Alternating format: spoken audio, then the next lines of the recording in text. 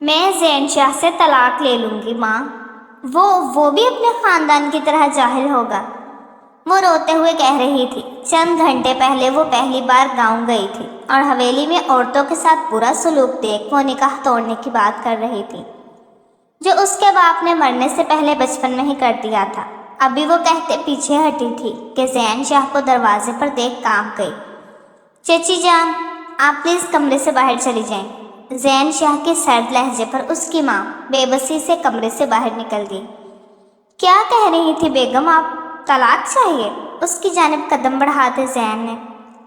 اسلام آباد سے کراچی اتنی دور ملنے کے لیے ترس جاؤں گی، کچھ تو سوچا ہوتا، بیٹی بھی آ رہی ہیں یا رشتہ توڑ رہی ہیں؟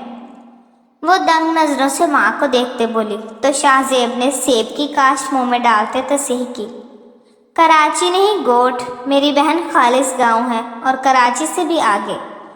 مطلب ایک دفعہ تم گئی، واپسی ناممکن۔ اس نے جلے ہوئے دل کو مزید جلا کر راکھ کر دیا تھا۔ امی، آپ تو رات کو کہہ رہی تھی کراچی جانا ہے۔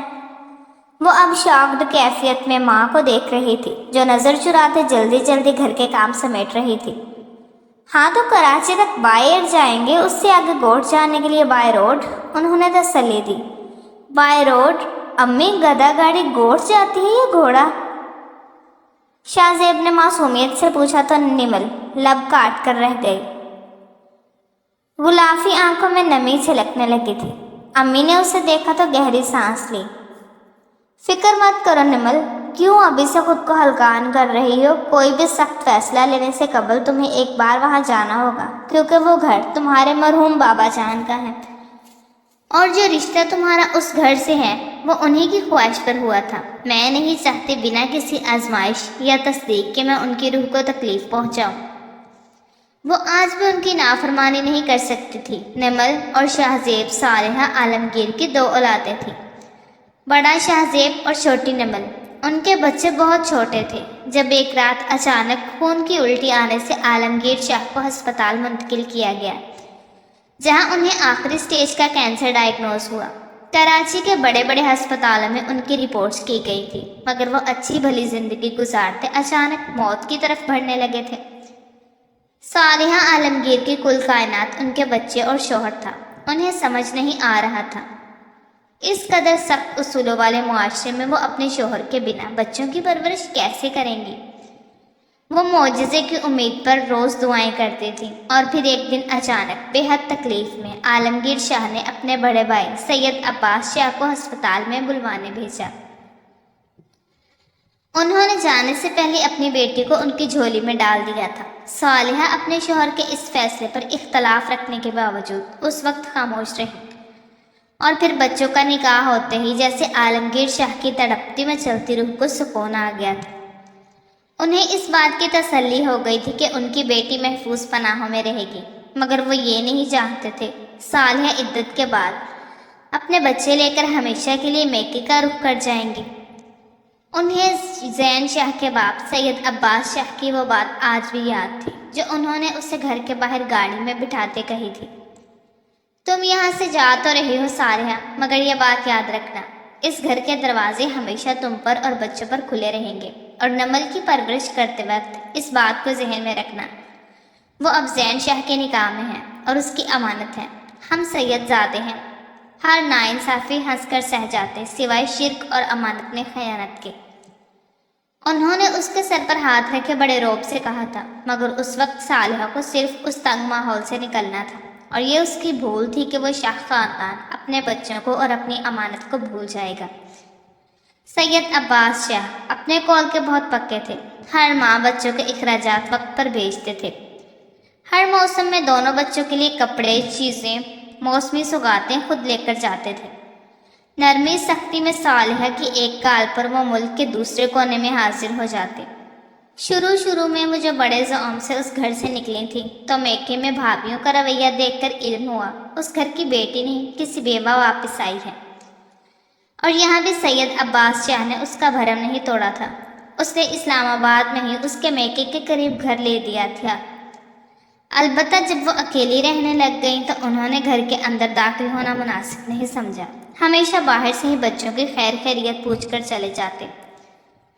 اکیلی عورت کے گھر میں قدم رکھنا ان کی تربیت کے خلاف تھا، اور یہی سخت اصول جو صالحہ کو وہاں برے لگتے اب وہ ان کی قدر جان گئی تھی۔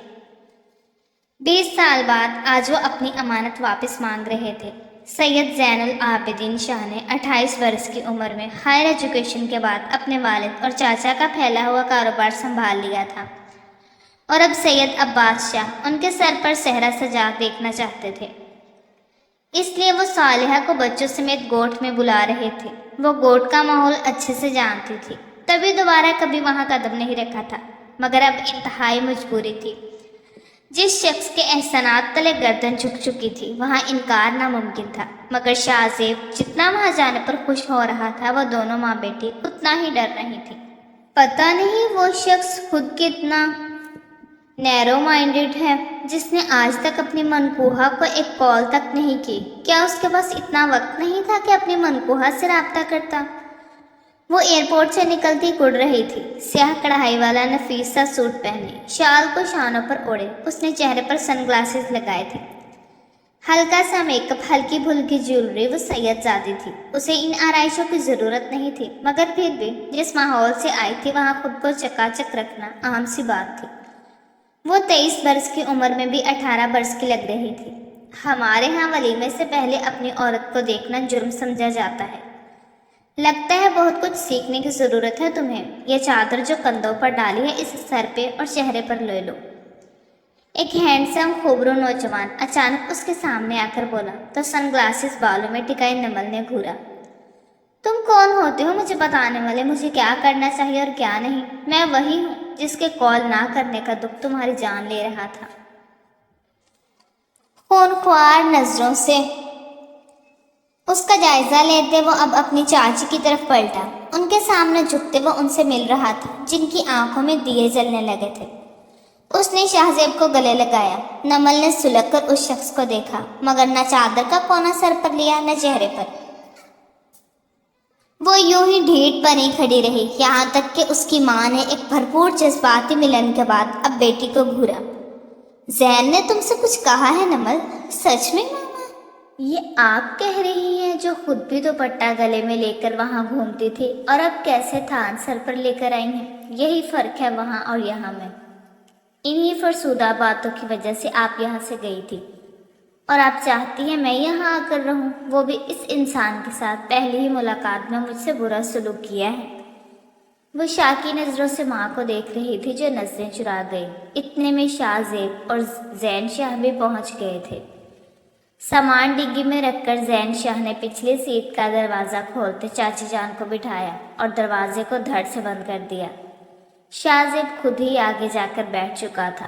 وہ گھوم کر اس تک گیا جو سمجھ رہی تھی وہ اسے پروٹوکول دے کر بٹھائے گا تو وہ غلط تھی۔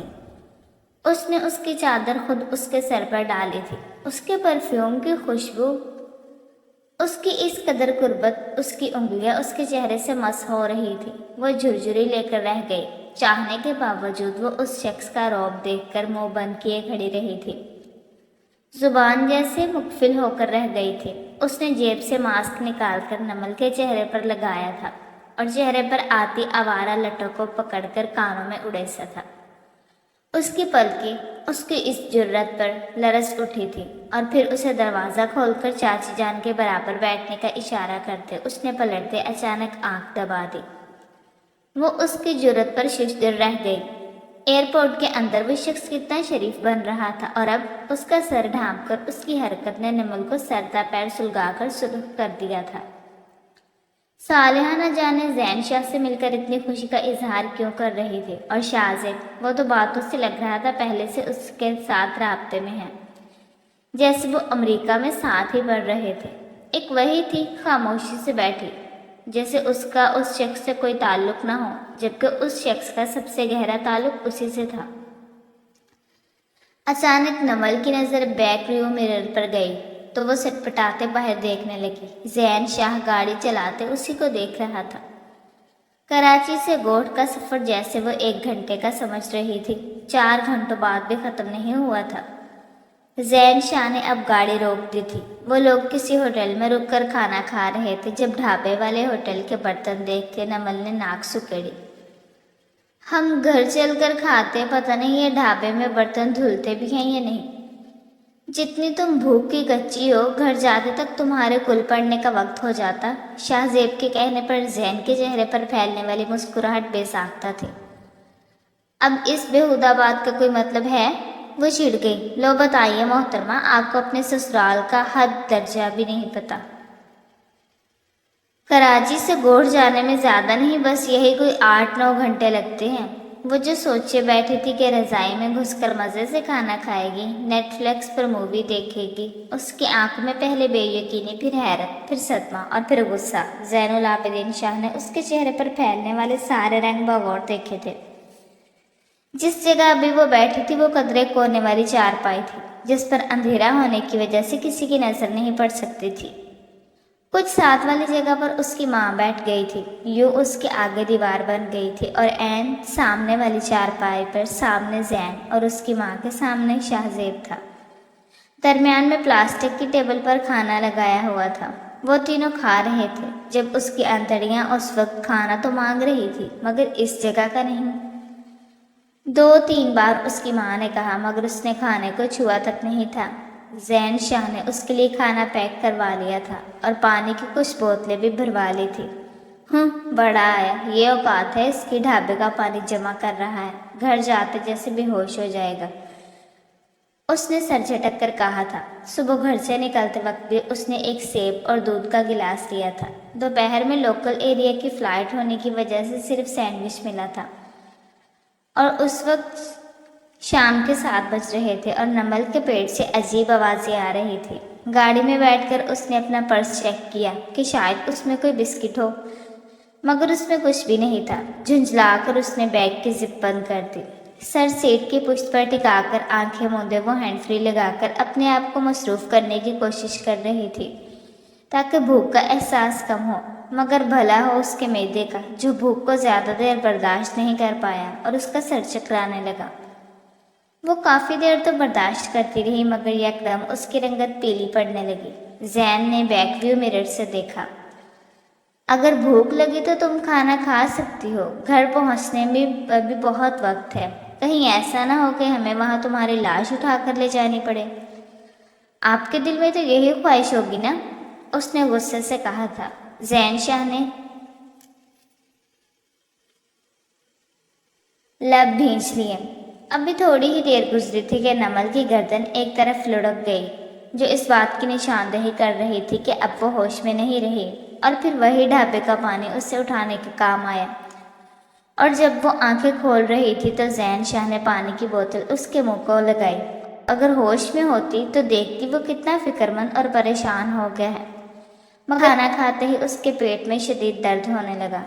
اپنی انا کو چھوڑ کر وہیں بیٹھ کر کھا لیتی تو اب درد نہیں ہوتا، کیونکہ تم نے اس کو سارا دن بلا وجہ خالی رکھا ہے، تو اس لیے اب کھانا کھانے کی وجہ سے درد ہو رہا ہے۔ تھوڑی دیر برداشت کرو، یہ خود بخود ہی ٹھیک ہو جائے گا۔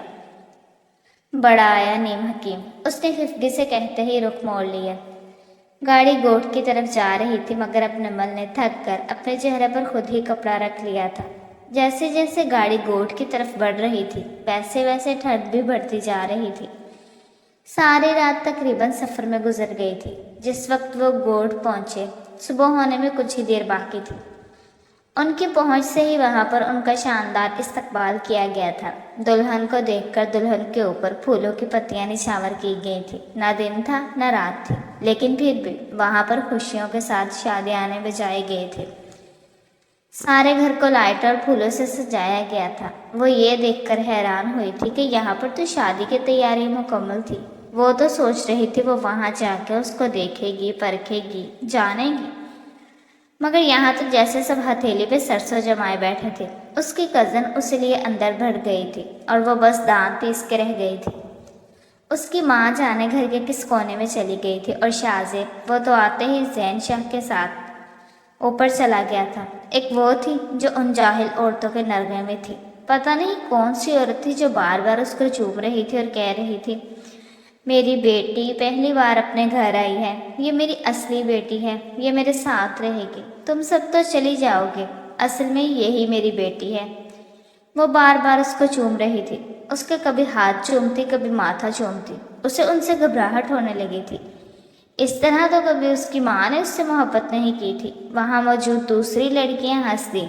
ہنسنے کے بعد ان میں سے ایک کہنے لگی، ہاں ہاں ٹھیک ہے، آپ کی بیٹی آ گئی ہے تو اب اس کو صبح صبح اٹھا کے اپنے پیروں کی مالش کروائیے گا، جیسے ہم سے کرواتی ہیں۔ اپنی اچھی طرح خدمت کروائیے گا، گھر کا جھاڑو پوچھا برتن، اس کے بعد سب کا ناشتہ برتن، پھر دوپہر کا کھانا اور برتن، پھر شام کی چائے اور برتن، اور پھر رات کا کھانا اور برتن، اور پھر رات کو سوتے وقت ایک دفعہ پھر آپ کے پاؤں دبائے گی اور اس کے بعد شاہ بھیا کے پاؤں دبائے گی، اور پھر اگر کسی بات پہ ان کو برا لگ گیا تو پھر جو ان کی درگت بنے گی وہ تو بس یہ دیکھیں گی، کیونکہ وہاں پر ہم تھوڑی ہوں گے، یہ ہمارا گھر تھوڑی ہے، یہ تو آپ کی لاڈلی بیٹی کا گھر ہے۔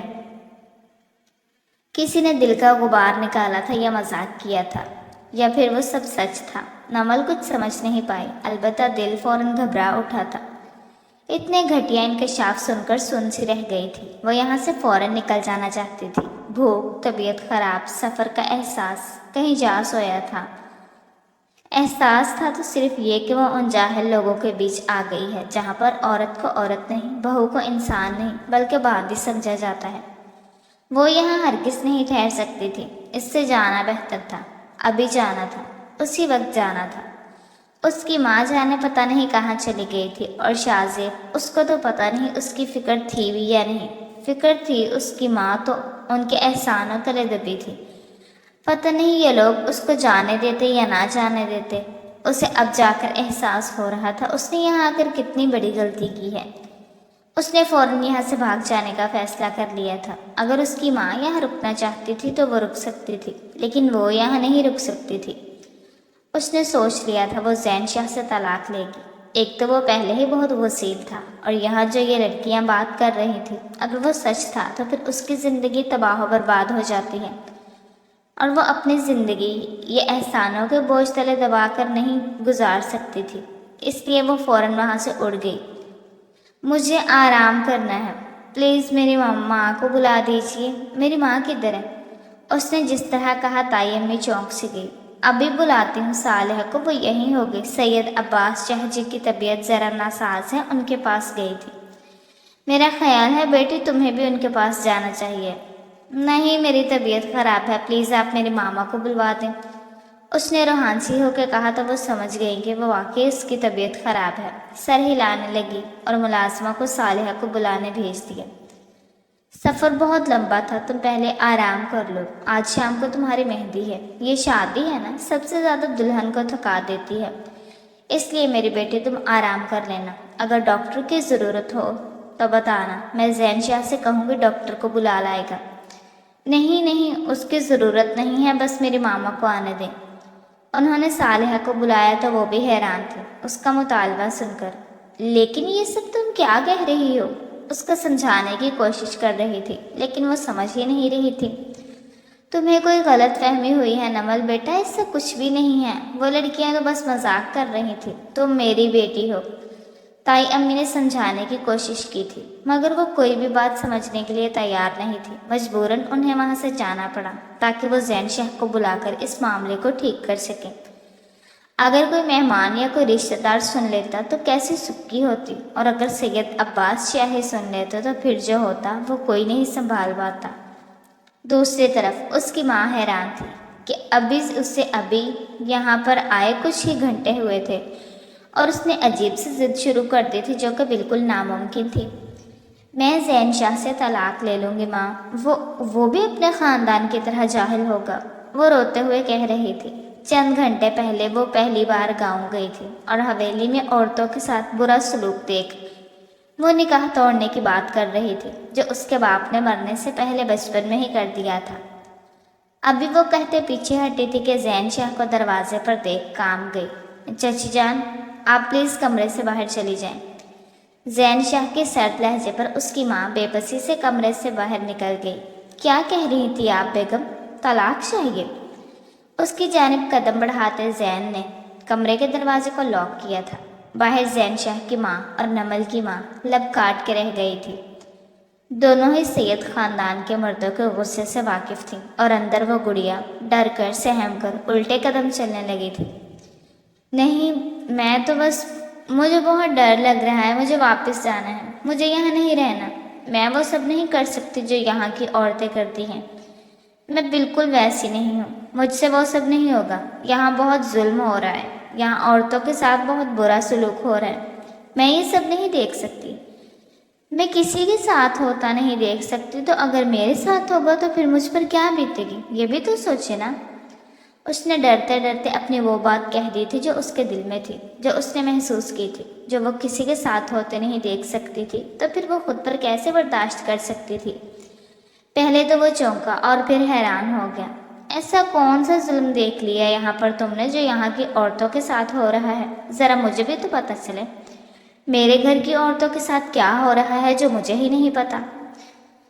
جی، وہ آپ کے گھر کی عورتوں کو صبح اٹھ کر ساس کے پاؤں دبانے پڑتے ہیں اور ناشتہ بنانا پڑتا ہے اور پھر برتن دھونے پڑتے ہیں، پھر کھانا بنانا پڑتا ہے اور پھر برتن دھونے پڑتے ہیں، پھر شام کو کھانا بنانا پڑتا ہے اور پھر برتن دھونے پڑتے ہیں اور پھر اس کو دوبارہ ساس کے پاؤں دبانے پڑتے ہیں اور پھر اس کے بعد اس کو شوہر کے پاؤں دبانے پڑتے ہیں، اور اس کے بعد اگر اس کے شوہر کو اس کا موڈ اچھا ہو تو وہ کچھ نہیں کہتا، لیکن اگر اس کا موڈ خراب ہو تو وہ اپنی بیوی کو مارتا پیٹتا ہے۔ پلیز پلیز مجھے جانے دی، میں یہ سب نہیں دیکھ سکتی، میں یہ سب نہیں برداشت کر سکتی۔ زین شاہ نے اس کی طرف حیرت سے دیکھا اور اس کے شانے تھامے۔ تمہیں یہ سب کس نے کہا؟ جی، آپ کی بہنیں کہہ رہی تھیں، مجھے سب پتہ چل گیا یہاں پر کیا ہوتا ہے، میں یہ سب نہیں کر سکتی، میں اس قید میں نہیں رہ سکتی، اس نے الٹے قدم چلتے گھبرا کر کہا تھا۔ اچھا، تو میری بہنوں نے تمہیں بتایا ہے کہ یہاں پر عورتوں کے ساتھ ظلم اور زیادتیاں ہو رہی ہیں، اور وہ سب تمہارے ساتھ بھی ہوگا، کیونکہ تم بہو ہو تو پھر تمہارے ساتھ بھی ہوگا، ہے نا؟ اس نے کہا تھا۔ اس نے زور زور سے سمجھداری سے سر ہلایا۔ یکدم زین شاہ نے اسے اپنی طرف کھینچا، وہ اس کے سینے سے جا لگی۔ میں بتاؤں تمہیں یہاں پر کیا ہوتا ہے؟ عورتوں کے ساتھ، یہاں پر بہوؤں کے ساتھ کیا سلوک کیا جاتا ہے؟ یہاں پر وہ صرف اپنے شوہر کی خدمت کرتی ہیں، اور خدمت بھی جانتی ہو کیسی کرتی ہیں؟ اس نے جھک کر اس کی آنکھوں میں جھانکتے پوچھا۔ وہ خوف زدہ ہوئے پیچھے ہٹی۔ جیسے تمہارے شہر میں لڑکیاں اپنے بوائے فرینڈز کی کرتی ہیں، یہ سب تو تم جانتی ہوگی نا، تم بھی تو مجھ سے بات کرنا چاہتی تھی نا فون پہ، تمہاری بھی تو یہی خواہش تھی، تمہارا بھی تو دل مچلتا تھا کہ تم مجھ سے بات کرو، مگر وہ کیا ہے نا، زین شاہ کا دل، اس کے جذبات اتنے سستے نہیں ہیں کہ وہ فون پر لٹاتا رہے۔ مجھے باتوں سے زیادہ عملی محبت پسند ہے، اور تم کہہ رہی تھی تمہیں مجھ سے چھٹکارا چاہیے، تو مائی ڈیئر وائف، تم نے شاید کبھی اپنا نکاح نامہ نہیں دیکھا، تو یہ دیکھو۔ اس نے پاکٹ سے فون نکال کر نکاح نامے کی کاپی سامنے کی۔ دھیان سے پڑھو، تمہارے پاپا نے مرنے سے پہلے طلاق کے سب حق، بچوں کے حق، میرے نام کر دیے تھے، اور اس بلاک میں دیکھیں اچھے سے بیگم، آپ کے پاس علیحدہ رہنے کا، رشتہ توڑنے کا آپشن موجود ہے، مگر خلا یا دوسرے نکاح کا مطالبہ بھی آپ نہیں کر سکتی۔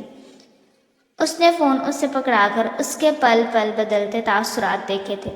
اگر وہاں کسی بوائے فرینڈ کو امید دلا کر آئی ہیں بیگم صاحبہ، تو یہ بھول جائیں کہ اب آپ واپس جا کر اس سے شادی کر لیں گے، کیونکہ جس جگہ آپ پہنچ چکی ہیں، یہاں سے عورت کی ڈولی آنے کے بعد اس کا جنازہ ہی اٹھایا جاتا ہے۔ اس نے اس کے بازوں پر گرفت مضبوط کرتے کہا تھا۔ دل تو اس کا چاہا تھا اسے سچ بتا دے کہ وہ سب مذاق ہے، مگر وہ لڑکی جب سے آئی تھی اسے تنگ کر رہی تھی اور بالکل سکون نہیں لینے دے رہی تھی۔ اسے اب بدلہ لینے کا خیال ستا رہا تھا۔ وہ لڑکی یقیناً جلدی اٹھنے اور کام سے ڈرنے والی تھی، گو کہ وہ جانتا تھا شہر کی لڑکیاں نازک طبیعت کی ہوتی ہیں، مگر اس کی اپنی بیوی اس قدر کام سے بھاگنے والی ہوگی، اسے آج اندازہ ہو رہا تھا۔ وہ اسے اچھی طرح ڈرا دھمکا کر کھڑا تھا۔ وہ تو اپنے نکاح نامے پر سارے حق ضبط کیے جانے پر رونے کو تیار بیٹھی تھی، اوپر سے وہ کہہ رہا تھا کہ وہ سب سچ ہے اور وہی سب اس کے ساتھ ہوگا جو یہاں پر باقی عورتوں کے ساتھ ہو رہا ہے۔ اگر یہ بات سچ تھی تو یہاں سے بھاگ جاتی، کسی بھی طرح سے بھاگ جانا تھا۔ اس نے فیصلہ کر لیا تھا اور اب اس پر عمل کرنا تھا، اور اس پر عمل کرنے کے لیے اس کو انتظار کرنا تھا۔ زین شاہ کمرے میں سے چلا گیا تھا۔ پیچھے چھوڑ دیا تھا تو اپنی بے پناہ نفرت کی خوشبو، جو کہ نمل کا خیال تھا کہ وہ خوشبو نفرت کی ہے۔ رات میں مہندی کا فنکشن تھا اور نکاح ہو جانے کے باوجود فنکشن الگ الگ کیا گیا تھا، اور اس چیز نے اسے مزید غصہ دلایا تھا کہ وہ سب لوگ نیرو مائنڈڈ تھے۔ وہ سید عباس شاہ سے ملی تھی اور وہ اتنی باروب شخصیت کے مالک تھے کہ وہ جو سوچ رہی تھی وہ اس کی مدد کریں گے، وہ ان سے مطالبہ کر سکے گی اور بہت کچھ منوا لے گی۔ وہ ان سے ملنے کے بعد منہ پہ قفل لگائے اب خاموشی سے اپنا مہندی کا فنکشن ہوتے دیکھ رہی تھی۔ بھابھی کا موڈ خراب ہے، لگتا ہے زین بھیا کے ساتھ بیٹھنا چاہتی تھی۔ اس کی نند نے چھیڑا تھا تو بلا وجہ کی چھیڑ چھاڑ پر گھبرانے لگی۔ اس تھانے دار کے ساتھ بیٹھنے سے اچھا میں یہاں اکیلی بیٹھی اکڑ جاؤں، اس نے کڑ کر سوچا، مگر منہ سے ایک لفظ نہیں کہا۔ اور سب سے بڑی بات جو نمل کو لگی تھی وہ یہ تھی کہ مردوں کی گیدرنگ الگ ہونے کے باوجود وہاں موجود ہر لڑکی، ہر عورت نے سر ڈھانپ رکھا۔ یعنی پہلے اتنے مہنگے میک اپ، ہیئر سٹائل اور کپڑوں پر پیسے لگائے تھے، اور پھر سر ڈھانپنے کے بعد ساری پرسنالٹی کا ستیہ ناش مار دیا تھا۔ عجیب لوگ تھے، پردے کے نام پر چہرے مردوں سے چھپا لیتے تھے، سر ڈھانپ لیتے تھے۔ مردوں میں مردوں والی بات نہیں تھی، نگاہیں نیچی کر کے گھر میں داخل ہوتے تھے، ناک کی سیٹ میں اپنے اپنے کمرے میں مرد جاتے۔ کیا فیملی ایسی ہوتی ہے؟ وہ تو ٹی وی، ڈراموں اور فلموں میں کچھ اور دیکھتی رہی تھی۔ اور اگر وہ خواتین اتنی باحیا تھی تو اتنے مہنگے ترین برانڈڈ ڈریس کیوں پہن کر گھوم رہی تھی؟ اسے یہ سب ڈھونگ لگ رہا تھا جو مرد عورتوں سے اور عورتیں مردوں کے ساتھ کر رہی تھی۔ وہاں پر اچانک سید عباس شاہ کی آمد ہوئی تو عورتوں اور بچیوں کے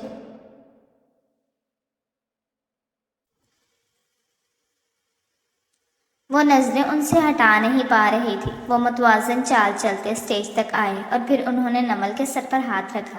کتنے ہی آنسوؤں کا گلا اس نے گھونٹ ڈالا تھا۔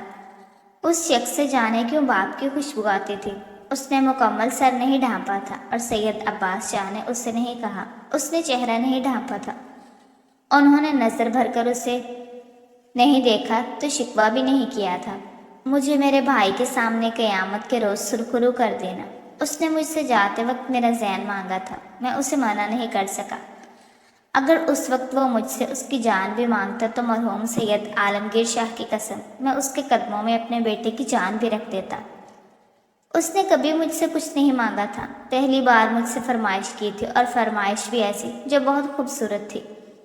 کاش وہ ہوتا اور آج تمہیں خود رخصت کرتا، کاش وہ ہوتا تو دیکھتا آج سید عباس شاہ اپنے گھر حور لے کر جا رہا ہے۔ اگر اللہ نے محمد کو فاطمہ دی تھی تو مجھے نمل دی ہے۔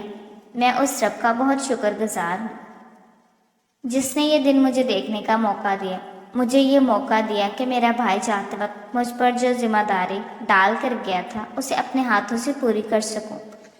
تمہارا بہت شکریہ نمل کہ تم نے برسوں پرانے فیصلے کا مان رکھ لیا۔ تم نے سید عباس شاہ کو خرید لیا ہے، اس کے بدلے میں تم کیا مانگتی ہو؟ انہوں نے بھری محفل میں کہا تھا۔ دوسری طرف اسٹیج کے اس پار جہاں دوسرا اسٹیج تھا وہاں زین شاہ کے دل نے ایک بیٹ مس کی تھی۔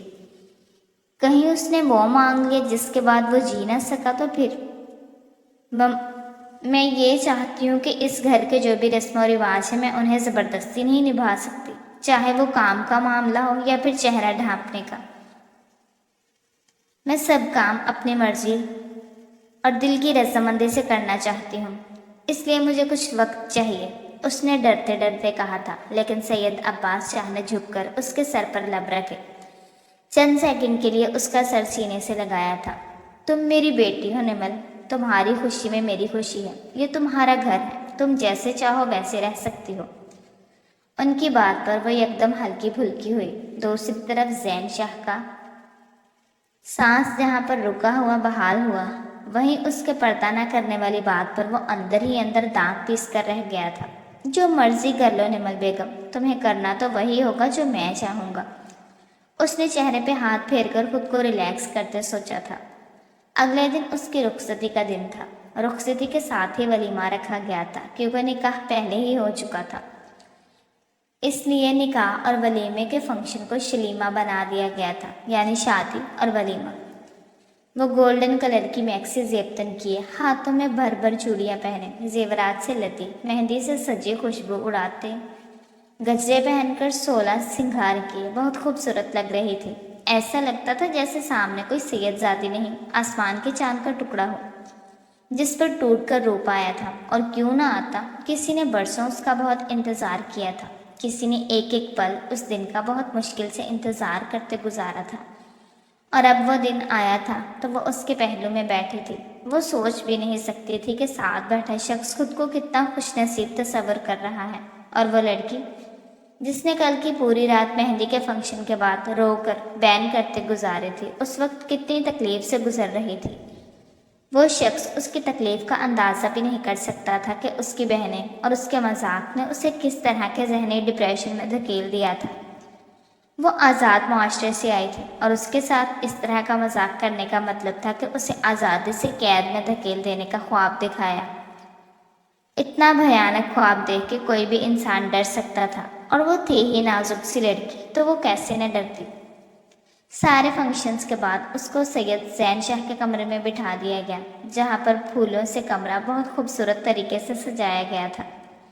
हर तरफ फूलों की खुशी थी। पूरे कमरे के फर्श पर इतनी ज़्यादा गुलाब की पत्तियां थी कि वो कोई नहीं बता सकता था कि उस फर्श का रंग कैसा है। इस कदर फूलों को उस कमरे से भर दिया गया था। जाने उसके इस्तकबाल में उस शख्स ने कितने फूल सजाए थे, कितने फूल उसकी राहों में बिछाए थे। उस कमरे की हर जगह फूलों से भरी थी। छत से लटकती बिस्तर के चारों तरफ फूलों की लड़ियां, हर दीवार पर सजे फूल, ड्रेसिंग पे बना दिल, साइड टेबल्स पे बने दिल, बेड पे ऐन दरमियान में बना दिल, और साइड पर सारे बेड पर बिखरी हुई पत्तियां। मगर उसे ये सब कहाँ नजर आ रहा था? उसे तो वो कैद के दिन नजर आ रहे थे कि वो आएगा, कहेगा मेरे पाँव दबाओ, और फिर अगर उसका मूड खराब हो गया और वो उसके पैर दबाने से खुश ना हुआ तो वो उसको मारेगा। उसे यही सोच सोच के तकलीफ हो रही थी। अब वो क्या करेगी? अब वो अपना बचाव कैसे करेगी? फिर अचानक उसको टेबल पर रखे फ्रूट में से एक छुरी नजर आई। उसने वो छुरी पकड़कर अपने पास रख ली। उसके कमरे में आने से पहले वो बहुत कुछ सोचकर अपने आप ही खौफजदा हो चुकी थी। वो कमरे में आया तो वो एकदम सहम के अपना आप समेट कर बैठ गई। ज़ैन शाह ने मुस्कुराहट दबाते उसे देखा। वो बिल्कुल अपने बाप की तरह चलता था, मतवाज़न, रौबदार, मजबूत चाल चलना। उसने शहर में ऐसे मर्दों को चलते नहीं देखा था जिस तरह सैयद अब्बास शाह और शाह ज़ैन चलते थे। एकदम उसके दिल में ख्वाहिश जागी कि काश वो अपने बाप को उस हवेली में, उस घर में चलता फिरता देख सकती। मगर ये नामुमकिन था, बिल्कुल नामुमकिन। उसने तो आज तक उनकी कोई चीज़ नहीं देखी थी सिवाय उनको तस्वीरों में। चंद एक तस्वीरें थीं जो उसकी माँ यहाँ से लेकर गई थी, वो भी धुंधली पड़ चुकी थी। उसके अलावा ऐसा कुछ भी नहीं था जिसे देखकर वो कह सकती थी कि उसका बाप ऐसा था। वो अपने ख्यालों में गुम थी कि वो उसके सामने जा बैठा। उसने उसकी एक आवारा लट छेड़ी तो वो होश में आई। शौहर सामने है, उसे छोड़कर किसके ख्यालों में गुम हो बेगम? हमने उसको इतना देखा जितना देखा जा सकता था, लेकिन फिर भी दो आंखों से कितना देखा जा सकता था। उसने उसे देखते जेरे लब शेर पड़ा था जो कि निमल के बिल्कुल सर के ऊपर से गुजर गया था। उसने छेड़ा था, मगर निमल के दिल में ये बात चुभने लगी थी कि वो उस पर शक करता है और उस पर यकीन नहीं करता। शायद वो असल में कहना चाह रहा है कि वो अपने किसी बॉयफ्रेंड के ख्यालों में गुम है, जबकि ऐसा कुछ भी नहीं था। वो अपने बाप के बारे में सोच रही थी और उसको एहसास हुआ बहुत गलत वक्त पे अपने बाप को सोच रही है। उसे उस वक्त उसकी टांगें दबानी थी जैसे कि यहाँ का रिवाज था, लेकिन वो ये काम अगर आज कर लेती तो उसको सारी उम्र ये काम करना पड़ता। इसलिए उसने अपने आप को मजबूत करने की भरपूर कोशिश की और डरते डरते नज़र उठाई तो वो उसे ही देख रहा था, जैसे जांच रहा हो कि क्या सोच रही है। इससे पहले कि ज़ैन शाह उससे कुछ कहता, उसकी सुनता, निमल खुद ही बोल उठी, मैं आपकी टांगें नहीं दबाऊंगी। खबरदार जो आपने मुझे टांगें दबाने को कहा। मैं ताया जान से कह चुकी हूँ कि मैं इस घर के उसूल अपनी मर्जी से मानूंगी। अगर आपने मुझे तंग करने की कोशिश की या मुझे मारा या मुझे ज़बरदस्ती टांगें दबवाई तो मैं अभी और इसी वक्त जाकर ताया जान को बता दूंगी। उसने उसे भरपूर तरीके से चिताया कि वह उससे किया वादा कर चुके हैं। جتنا وہ اس کو بیوقوف سمجھتا تھا وہ اتنی بیوقوف ہرگز نہیں تھی۔ اول تو یہ بات جھوٹ تھی، لیکن اگر سچ ہوتی تو وہ واقعی بہت عقل مند ثابت ہوئی تھی۔ اس کی اس بے وقوفانہ بات پر زین شاہ کتنے ہی دیر منہ کھولے اس کو دیکھتا رہا۔ پہلے تو اس کو سمجھ ہی نہیں آیا کہ وہ کیا کہہ رہی ہے، پھر جب سمجھ آیا تو یکدم زور سے ہنسا اور ہنستے ہوئے بیڈ پر گر گیا۔ نمل نے خوفزدہ ہو کر اسے دیکھا۔ اسے لگا کہ وہ پاگل ہو چکا ہے، اور اس کے بعد اس نے پھر کہنا شروع کیا، آپ جو مرضی کر لیں، میں ٹانگیں نہیں دباؤں گی۔ لیکن زین شاہ کو شرارت سوچ چکی تھی۔ اس نے فوراً اپنی ہنسی کنٹرول کی اور اپنے چہرے سے شرارت کے تاثرات چھپا کر اسے سنجیدہ کیا اور بڑے روب سے اس سے کہنا شروع کیا، کیوں تم ایسا کیوں نہیں کرو گی؟ ہمارے یہاں پر رواج ہے، بیویاں اپنے شوہر کے پیر ضرور دباتی ہیں، اور تمہیں یہ کام آج سے ابھی سے کرنا ہوگا۔ دیکھتا ہوں کہ تم کس طرح یہ کام نہیں کرتے۔ اس کمرے سے باہر کے معاملات میں تو تم اپنے تائے جان کو گھسیٹ سکتی ہو، لیکن اس کمرے میں طے ہونے والے معاملات میں تم کسی کو نہیں گھسیٹ سکتے، سمجھی؟ ورنہ انجام کی ذمہ دار تم خود ہوگی۔ اپنی طرف سے وہ اس کو ڈرا دھمکا چکا تھا، اور اب اس کا رزلٹ کچھ اس طرح آیا تھا کہ اس نے تکیے کے نیچے سے چاقو نکال لیا اور اسے ڈرانا شروع کر دیا۔ خبردار جو آپ نے مجھ سے اس طرح کا کوئی کام کروانے کا سوچا بھی تو میں کسی کے پاؤں نہیں دباؤں گی یہاں پر۔ اس کی بہادری کے مظاہرے پر زین شاہ اش اش کر اٹھا تھا اور دل میں خود کو داد دے رہا تھا، واہ سید زین شاہ، کیا بیوی ملی ہے۔ چچا جان خود تو چلے گئے، لیکن اپنی مصیبت تمہارے گلے میں توق کی طرح ڈال گئے۔ ابھی جو یہ سکون سے بیٹھی ہے بنا وان کیے، یہ چاقو تمہارے پیٹ میں اتار دیتے تو تم تو فضول میں عشق میں شہید ہو جاتے۔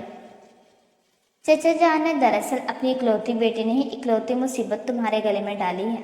یہ بات تم لکھ کے رکھ لو، یہ عورت تمہیں تگنی کا ناچ نچائے گی۔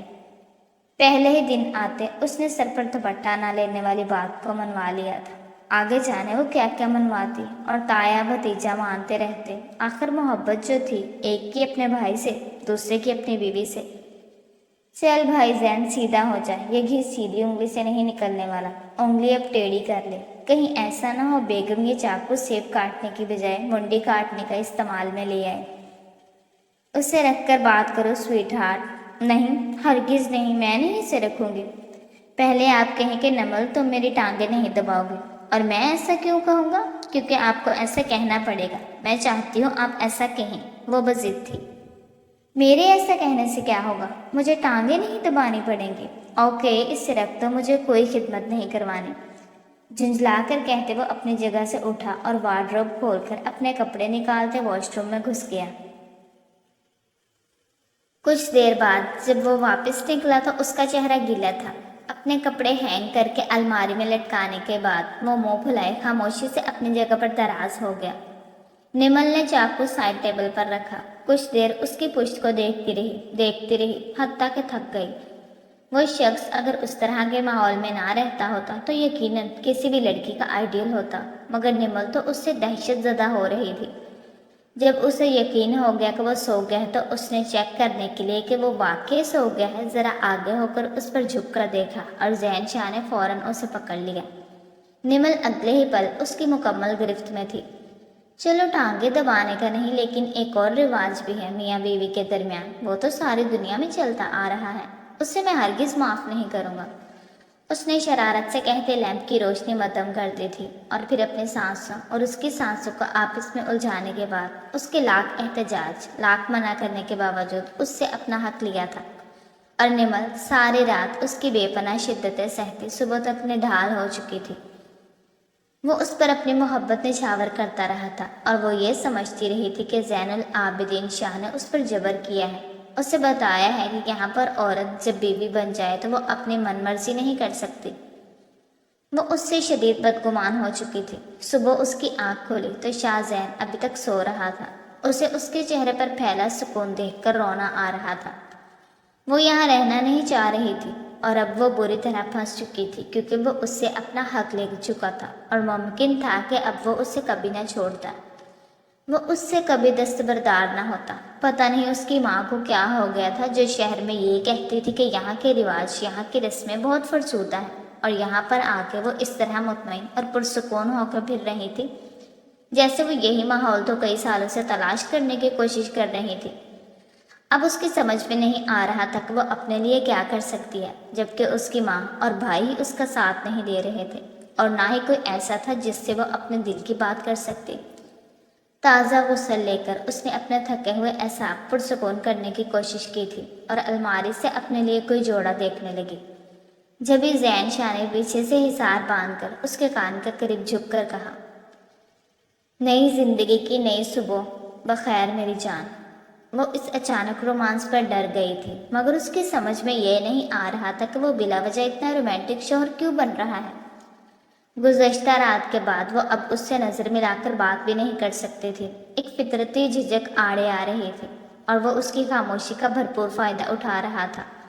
بات گاؤن پہنے وہ اس وقت الماری کے پٹ کھولے اس کے رحم و کرم پر کھڑی تھی۔ وہ گرنے لگی تھی کہ اس نے الماری کے پٹ کو مضبوطی سے تھام کر خود کو بمشکل گرنے سے روکا تھا۔ کسی نے دروازہ بجایا تھا اور اس کے ساتھ ہی نمل نے منمنا کر کہا، باہر کوئی ہے تو دیکھیں، اس نے لب کاٹتے کہا۔ زین شاہ نے اس کو فوراً اپنی طرف گھما کر کمر میں ہاتھ ڈالتے قریب کیا۔ پہلے تمہیں دیکھ لوں۔ تم جانتی ہو مجھے نشے سے بہت نفرت ہے، مگر تمہاری غربت نشہ ہے، نشہ۔ زین شاہ نے اس کے بھیگے بالوں میں ہاتھ ڈالتے کہا تھا اور اس کے چہرے پر جھکا۔ دروازہ پھر سے بجا تھا، مگر اس بار نمل اسے کھولنے کو نہیں کہہ سکی کیونکہ وہ اس کے ہونٹ اپنی قید میں لے چکا تھا۔ اسے وارفتگی سے دیکھتے زین نے اس کی پیشانی پر لب رکھے۔ آج میں سفید سوٹ پہن رہا ہوں، تم بھی کچھ لائٹ کلر کا پہننا۔ اس نے اسے ہٹا کر الماری کا جائزہ لیا اور ایک سفید ڈریس جس پر گولڈن کڑھائی اور موتی کا کام ہوا تھا وہ نکال کر اسے دیا۔ اچھے سے تیار ہونا، میں ابھی آیا۔ وہ اس کا گال چوم کر واش روم چلا گیا۔ نمل نے پہلے ہونٹ رگڑے، پھر پیشانی، پھر گال۔ سفید جوڑا الماری میں پھینک کر سیاہ رنگ کا نکالا تھا۔ کندھوں پر ابھی تک اس کے سلگتے لبوں کا لمس بری طرح جل رہا تھا۔ محبت کے ان حسین لمحوں کو وہ حق و رواج سے زیادہ کچھ نہیں سمجھ رہی تھی۔ کپڑے بدل کر وہ زین شاہ کا انتظار کیے بنا باہر نکل گئی۔ تمہارے انتظار میں وہ بیٹھے زین شاہ جسے تمہاری ہوس کا اندازہ نہ ہو، تم بہت کمینے انسان ہو۔ وہ دانت پیس کر سوچتی نکل گئی تھی، مگر وہ جب باہر گئی تو گھر کی بیشتر خواتین نے اس کے بھیگے کھلے کھلے سراپے کو دیکھ کر ایک دوسرے کی طرف دیکھا۔ تائی جان کے علاوہ کوئی بھی خوش دلی سے نہیں ملا تھا۔ جانے کس کونے سے اس کی ماں نکل کر آئی، خود تو چادر لے رکھی تھی، اس کا نازک دوپٹہ بھی اس کے سر پر ڈال دیا۔ بے حیا! شوہر سے ملاقات کے بعد غسل لیا ہے تو کیا ساری دنیا کو دکھائے گی؟ وہ ان کی بات پر ششدر رہ گئی۔ کیا مطلب ہے اس بات کا؟ میں نے کیا کوئی بے حیائی کا کام کیا ہے؟ آپ سب نے اس آدمی کو خود میرا شوہر بنایا، خود وہاں مجھے اس کے حوالے کیا ہے۔ اب کیا ہے نا، اس نے مجھے اپنے باپ کا مال سمجھ کر لوٹنا تو تھا ہی۔ میرا باپ مرنے سے پہلے مجھے اس گھٹیا شخص کے حوالے جو کر گیا تھا۔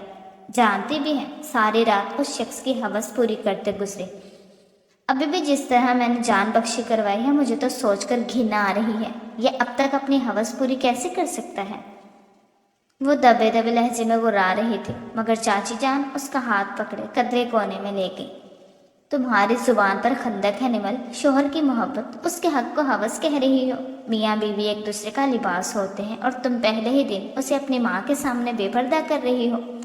کیا کر دیا اس نے؟ آخر وہی کیا جو صدیوں سے میاں بیوی کے درمیان ہوتا آ رہا ہے۔ ان سب میں بے وجہ واویلا مت کرنا۔ اور تم جانتی نہیں ہو کہ یہ حق اسے تمہارا باپ دے کر گیا تھا۔ شکر مناؤ وہ منکر نہیں ہوا، ورنہ جس طرح ہم لوگ دور تھے، مرد تھا کہیں اور بہلنے کو چلا جاتا تو تمہاری زندگی تباہ ہوتی۔ تمہیں پتہ ہے جس شخص کو تم ہوس کا پجاری بنا رہی ہو وہ ہو بہو تمہارے باپ کی کاپی ہے۔ تم نے اپنے باپ کی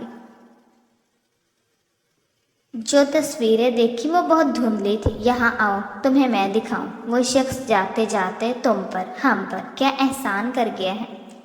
صالحہ اسے اس کمرے میں لے گئی جو برسوں بعد آج بھی اسی کا تھا، جہاں جو چیز جیسے سیٹ کی تھی آج بھی ویسی تھی، مگر بار بار صاف کرنے سے ان کی چمک دمک دھندلی پڑ گئی تھی۔ مگر اس کی کسی امانت میں وہاں خیانت نہیں کی گئی تھی، پھر چاہے وہ بستر ہو، کمرہ ہو، اس کی دیواروں پر لگائی گئی وہ محبت والی تصویریں ہوں۔ دیکھو ان میں تمہیں کون نظر آتا ہے، صالحہ اور جہانگیر؟ اور تمہارے باپ نے اپنی محبت کی داستان ادھوری نہیں چھوڑی۔ تم میں اگر صالحہ تھی تو زین العابدین میں جہانگیر شاہ، اسے اب سمجھ میں آ رہا تھا کہ اچانک ایئرپورٹ پر اس کی ماں اسے دیکھ کر کیوں چونکی، کیوں انہوں نے کانپتے ہونٹوں سے اس کی پیشانی چومی تھی، کیوں وہاں پر زین شاہ نے انہیں اپنے سینے سے لگا کر تسلی دی تھی۔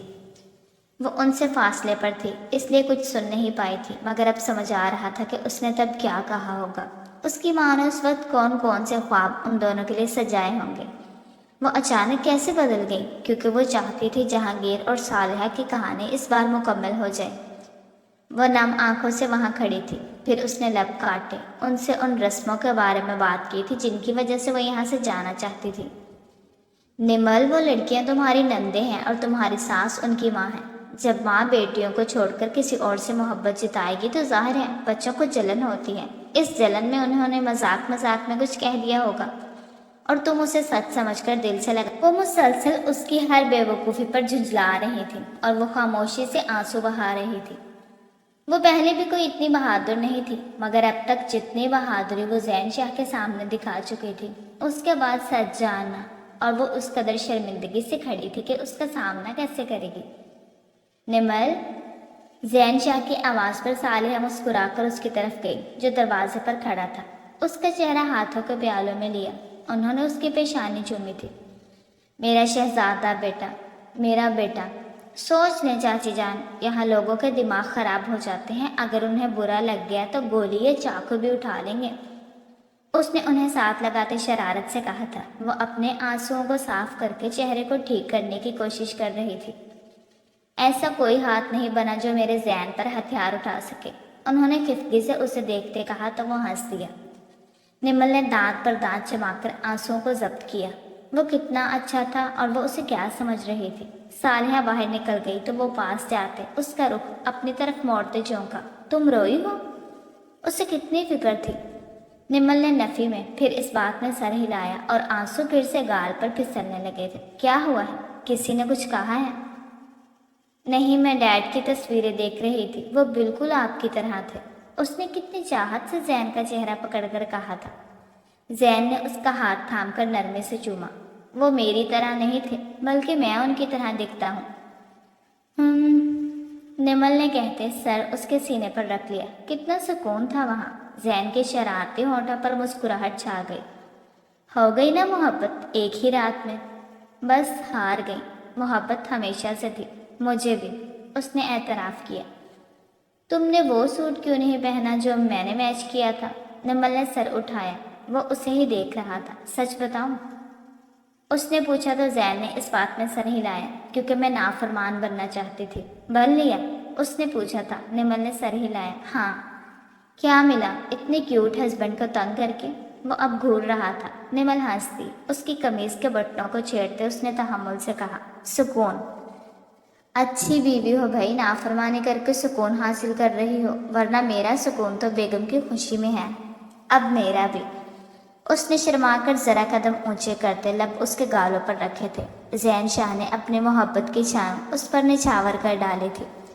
دکھ اور غلط فہمیوں کے بادل ہٹے تو محبت کی برسات بہت زور آور تھی۔ ختم شد۔ ڈیئر ریڈرز اینڈ لسنرز، کیسا لگا آپ کو یہ مکمل ناول؟ کمنٹس میں ضرور بتائیے گا۔